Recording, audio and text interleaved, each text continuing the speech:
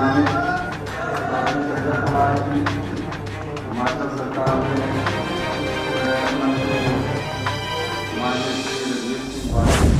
हमारी सरकारी कर्मचारी को पेंशन की देनदारी जो पेंशन देते हैं हम सरकारी को 10,000 करोड़ की है साल की।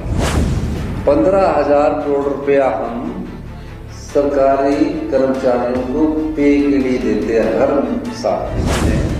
कि हमने पहले ही कैबिनेट में ओपीएस दिया और ओपीएस देने का हमने दे दिया, पर केंद्र सरकार को और साधारण भाषा में मैं आपको बताना चाहता हूं कि पिछली सरकार ने 2022-23 में भारतीय जनता पार्टी की सरकार थी, एक साल के भीतर चुनावों का साल था, 14,000 करोड़ लोन लिया। कितना लिया? 14,000 करोड़।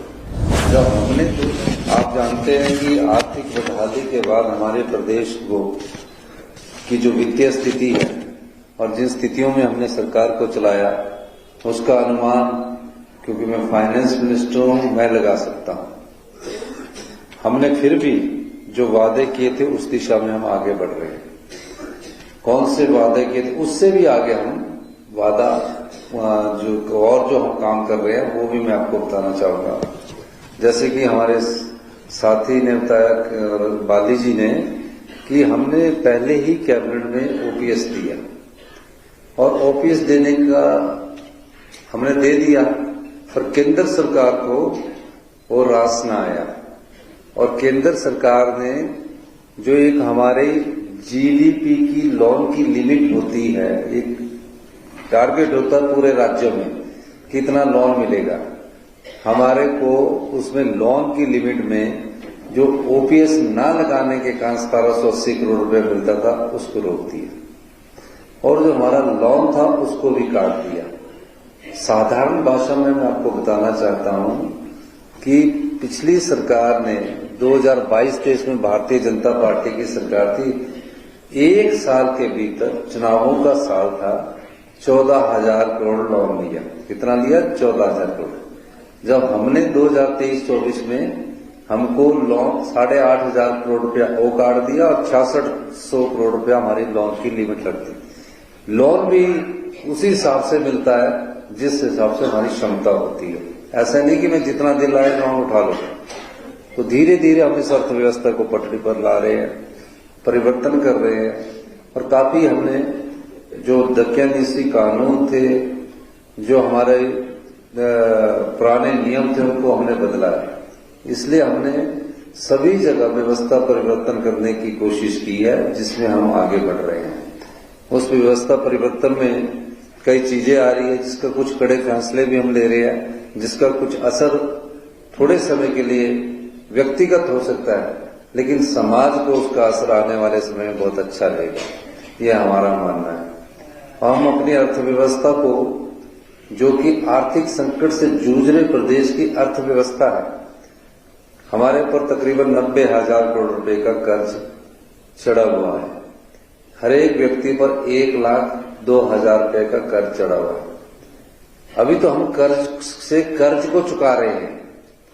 हमारी सरकारी कर्मचारी को पेंशन की देनदारी जो पेंशन देते हैं हम सरकारी को 10,000 करोड़ की है साल की। कितने की? 10,000 करोड़ रुपए।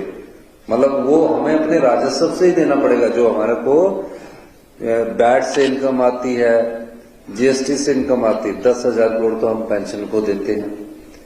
15,000 करोड़ रुपया हम सरकारी कर्मचारियों को पे के लिए देते हैं हर साल।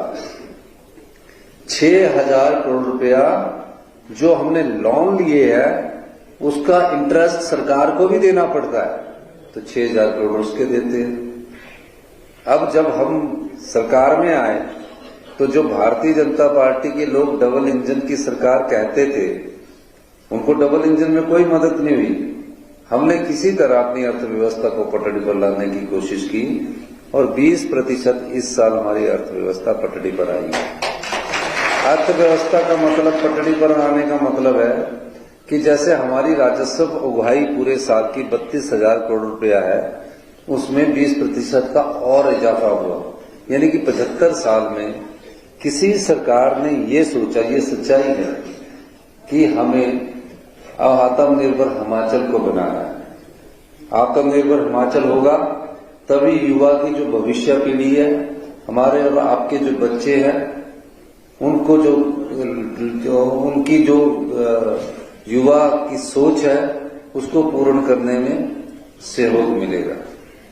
मैं ये बात इसलिए कहना चाहता हूं कि आत्मनिर्भर हिमाचल बनाने के लिए हमारे पास दो प्रमुख संपदा है। पहली संपदा हमारे पास पर्यटन है और दूसरी हमारे पास पानी है। पानी की हम लड़ाई लड़ रहे हैं और मुझे लगता है कि हम उस लड़ाई को जीतेंगे। पर्यटन में हम खूब इन्वेस्ट कर रहे हैं, क्योंकि पर्यटन में पहले 5 करोड़ का बजट होता था, फिर 50 करोड़ का हुआ। इस बार हमने 3000 करोड़ रुपए का बजट रखा है।